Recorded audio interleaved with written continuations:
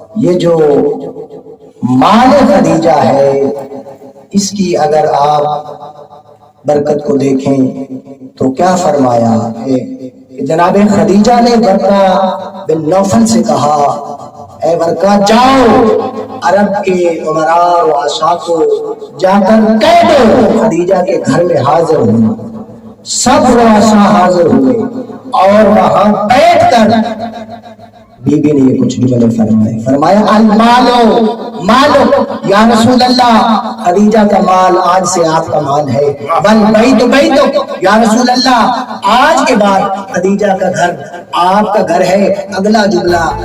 آپ بھی سمجھے میں بھی سمجھوں کہ یہ کیسی خاتون ہے، کس قلہ کمال پہ پہنچی ہوئی خاتون ہے۔ دنیا دار کیا کرتے ہیں اپنی شخصیت کو بنانے کے لیے، سنوارنے کے لیے، اجاگر کرنے کے لیے، لوگوں میں اپنا مقام پیدا کرنے کے لیے مال و متاع کو خرچ کرتے ہیں، مگر عظیم بی بی اور ویس بی بی کی عظمت سے قربان جاؤ جس بی بی نے اپنا مال، اپنا گھر، اپنی آل جو ہے تو قربان کر کے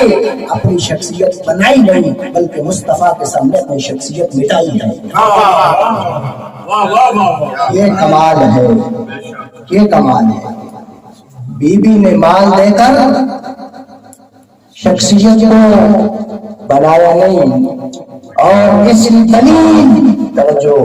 بغیر دلیل کے بات نہیں، دلیل اسی جملے کا اگلا حصہ جب فرمایا المال مالک والبیت بیتک، اگلا جملہ یہ ہے وانا امتک، میں یہ کہتا ہوں جو ملکۃ العرب ہے،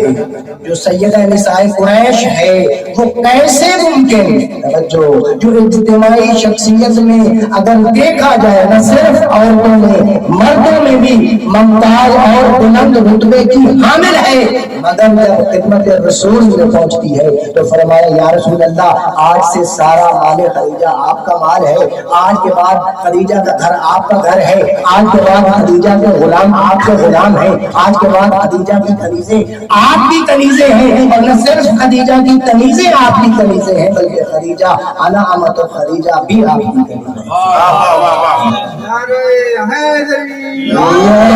ہیں۔